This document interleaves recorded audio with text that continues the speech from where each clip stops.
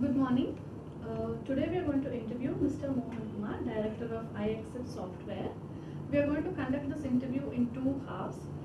The first one will be covering a session where all possible questions that a job seeker or an employee might have. Welcome, Mr. Mohan Kumar. Regarding this iAccept portal, would like to ask you a few questions from job seeker and employee point of view. What is the core offering of iAccept portal? See, iAccept as a portal is a thing which tries to bridge the employer and the job seeker. What I mean by bridging is it tries to connect and authenticate transactions which happen between a job seeker and the employer in terms of validating the offers, validating the employment letters and so on. So it becomes a third party notarizing or a validating portal. What is so unique about iAccept?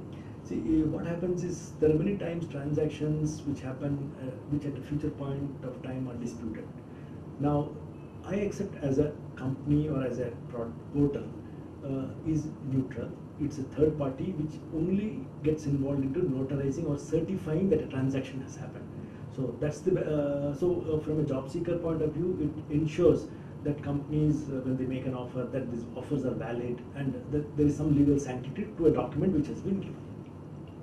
So can individuals register directly? Yes, individuals can log into the portal, register themselves directly, and there are actually two types of registration. There is a basic registration by which when they register, they can mention that they are registered on the portal and on their CV saying that they are registered. The higher level of registration is when they submit some unique identification document based on which they get an advanced facility to use some features, so they can receive offers, they can download their reliability certificates and so on. So what are the details an individual has to provide while registering? The details are pretty straightforward.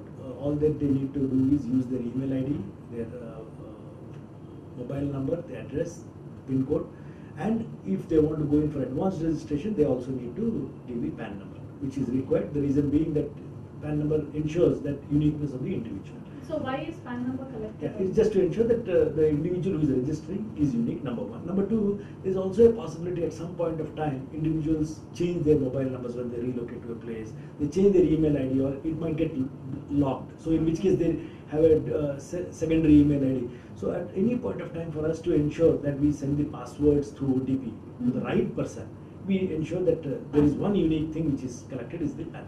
So then if a person doesn't have a PAN number, can't he register? Or is he can register, but then what happens is ultimately when he is about to take an offer from a company, a PAN number is required because companies when they make salary payments and so on, a bank account is required. And when a bank account is required, you need to have PAN number. So at some point of time, within a month of the guy actually working, he would have a PAN number or he would have actually apply and get it. He can upgrade. Is it very expensive for me to register? No, it's actually free for individuals to register and how long would it take? See, normally what happens is it takes about, if it is advanced registration, it takes about 24 hours because your PAN number is there, it is validated and so on. Otherwise, it takes about, I mean, it's virtually like instantaneous. Any other registration, that's all. Mail account. Exactly. What are the benefits of registering on this? See, once one is registered right through in the career, the documents which are connected to the individual in terms of his service letters, relieving letters, the offer letters, all that is on the cloud for the individual to carry along with him whenever he changes, number one. Number two, at any point, since these are attested automatically, he need not again go back to the old employer and then get it attested and so on. And third is he is also able to demonstrate or send out a message to prospective employers that he can be trusted and that his details are available subject to he sharing it. Okay. It's not available for anybody to see. How does one accept an offer through the portal? Okay, here what happens is once a person is registered, the employer also registers on the portal, and then when the employer registers on the portal, he signs actually the code of ethics. Once the employer has signed the code of ethics, he is in a position to roll an offer through the portal. When he rolls the offer through the portal, on the dashboard of the individual, you will get the offer details, or you can even get the company can also decide to send you a PDF copy of the offer. So you get the offer and then there are icons through which you can directly accept it through the portal itself. And the portal ensures that it communicates to both you as well as the employer, saying that the offer has been accepted. So Can one use the portal even for other communication? Yeah. like For no, not for leave and things like that. So what happens is these actually helps for all those communications which are external to the organization. So when I say external to the organizations, at the time of joining in, you sign documents, you communicate to the company. And then similarly, when you want to get relieved from a company, you might want to send a resignation. Now there are multiple scenarios. Sometimes what happens is people are away, and then just to ensure that the document has reached there, even though they may send it by mail, they might also send it by a registered post and so on. I mean, some organizations ensure that it comes.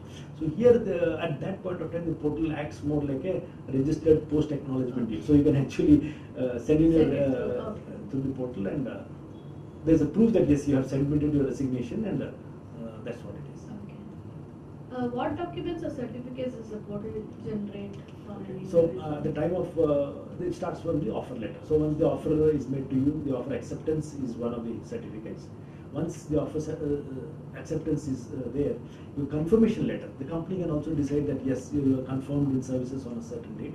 So your confirmation letter, your service letter. Service letters are sometimes required for you to apply for a bank loan and things like that. That also the system, because system knows that you are still working. So it's a third party which is giving out a certificate, which can be used by the individual to show it to the banks, supplement it with the payslip or whatever it is.